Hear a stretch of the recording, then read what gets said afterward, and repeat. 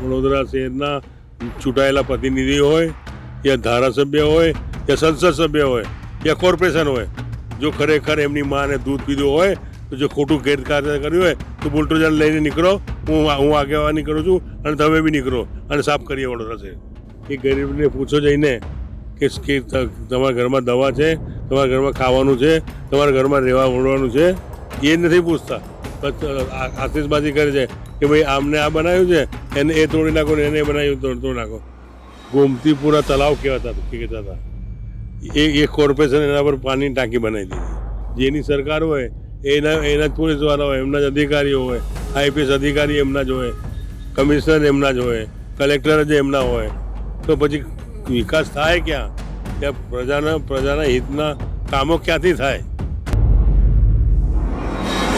નમસ્કાર, આપ જોઈ રહ્યા છો યુટીસી ન્યૂઝ. વડોદરામાં વરસાદી પૂર બાદ હવે જે રીતે રાજકીય નેતાઓ એકબીજા પર આક્ષેપબાજી કરી રહ્યા છે અને તેનું એક ઘોડાપૂર આવી ગયું છે.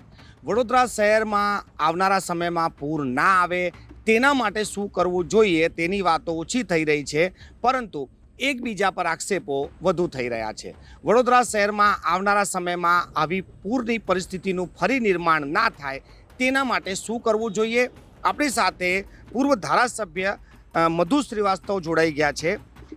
મધુભાઈ, વરસાદી પૂર વડોદરા શહેરમાં 2005થી 2024 અનેક વખત આવ્યું.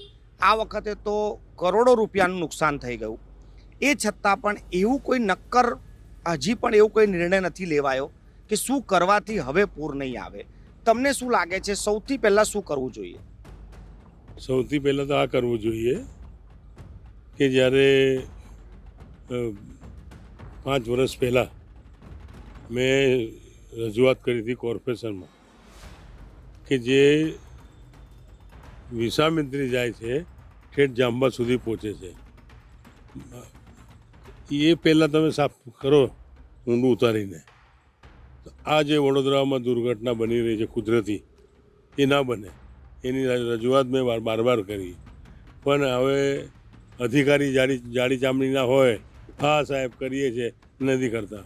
ને આ વખતે એટલું એમ થયું કે આ ચોમાસાના અંદર એટલું પાણી આવી ગયું કે શહેરના અંદર લોકોના ઘરો અને સોસાયટી અડધી ડૂબી ગઈ છે. તે ખરેખર રાજ્ય સરકારે યા કેન્દ્ર સરકારે તાત્કાલિક મદદ કરવી જોઈએ. જેના મકાન તૂટ્યા હતા મકાન બનાવી આપવા જોઈએ. જેની જમીનના ખેતી બગડી છે તો ખેતીને સુધારો કરવો જોઈએ. જેની તબિયત બગડી છે એને બી તાત્કાલિક સારવાર થવી જોઈએ. આ મારો અહેવાલ છે. મધુભાઈ, વડોદરા શહેરની વાત કરીએ તો કહેવાય છે કે તળાવો ગાયબ થઈ ગયા, વિશ્વામિત્રી નદી પર દબાણો બની ગયા, જોન ફેર થઈ ગયા. તો આ બધું જે હવે આક્ષેપો થઈ રહ્યા છે એને આપ કઈ રીતે જુઓ છો? એક તો અમારા મોટા વાડી એરિયા કહેવાય કે જેને ગોમતીપુરા તળાવ કહેતા હતા, એ કોર્પોરેશન એના પર પાણીની ટાંકી બનાવી દીધી. આ જે ખોટા કામ કર્યા છે, જે લોકો કોંગ્રેસ હોય કે ભાજપ હોય, આ ખરેખર વડોદરા શહેરને વિચાર કર્યો નહીં. વડોદરા શહેરનો વિચાર કરનાર તો ગાયકવાડ સાહેબ હતા કે એમને ખરેખર વડોદરા શહેરને સુધારેલો હતો. પણ એના પછીના જે લોકશાહી આવી અને લોકશાહી પ્રમાણે જે કાર્ય કરવાનું છે એ નથી કર્યું. અધિકારીઓ રાજ કરે, રાજકારણીઓ ગજવામાં પૈસા ભરે અને આ કામ કરે. ખરેખર જે ગરીબને બીતેલી હોય એ ગરીબને પૂછો જઈને કે તમારા ઘરમાં દવા છે, તમારા ઘરમાં ખાવાનું છે, તમારા ઘરમાં રહેવા ઓળવાનું છે, એ નથી પૂછતા. બસ આતિશબાજી કરે છે કે ભાઈ આમને આ બનાવ્યું છે, એને એ તોડી નાખો ને એને બનાવ્યું તોડી નાખો. અગર વડોદરા શહેરના ચૂંટાયેલા પ્રતિનિધિ હોય યા ધારાસભ્ય હોય યા સંસદ સભ્ય હોય યા કોર્પોરેશન હોય, જો ખરેખર એમની માને દૂધ પીધું હોય તો જો ખોટું ગેરકાર્ય કર્યું હોય તો બુલડોઝર લઈને નીકળો. હું આગેવાની કરું છું અને તમે બી નીકળો અને સાફ કરીએ વડોદરા શહેર. પણ આ દર વખતે વાતો થાય છે કે આપ કરીશું તેમ કરીશું, પણ આ થતું કેમ? તમને શું લાગે છે આ થતું કેમ નથી? થતું નથી એના કારણે કે રાજકારણીને બી ગજવા ભરવાના છે અને અધિકારીએ બી પૈસા નોટો કમાવી છે. તો આ બેને સુધારો થાય તો જ કંઈ સુધારો થશે. બાકી તો આપ જુઓ છો કે જેનું રાજ ચાલે એનું જ ચાલે, બાકી તો કોઈ ચાલે નહીં. જેની સરકાર હોય એના જ પોલીસવાળા હોય, એમના જ અધિકારીઓ હોય, આઈપીએસ અધિકારી એમના જ હોય, કમિશનર એમના જ હોય, કલેક્ટર જ એમના હોય, તો પછી વિકાસ થાય ક્યાં? ત્યાં પ્રજાના હિતના કામો ક્યાંથી થાય? તો આ અધિકારીઓ સાંભળતા કેમ નથી? કેમ કે તમારો જે કામ કરવાનો તરીકો થોડો અલગ હતો, તો આ લોકો અધિકારીઓ કેમ સાંભળતા નથી? ના, આપણે આ વખતે અમારા વાડી એરિયાની અંદર માધવ તલાવ ફાટવાની તૈયારી હતી. મેં પછી સ્ટેટમેન્ટ આપ્યું. મેં કહા 24 કલાકમાં રિપેર નહીં કરો, 24 કલાકમાં એનું કાર્યક્રમ નહીં કરતો, મહાદેવ તલાવ ફાટી જશે.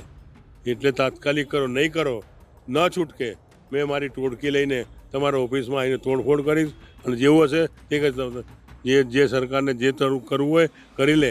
પણ ખરેખર જે હિતના કામો છે, પ્રજાના હિતના કામો, એના માટે તો હું તન મન ધન ને જાનની બાજી લગાવીશ.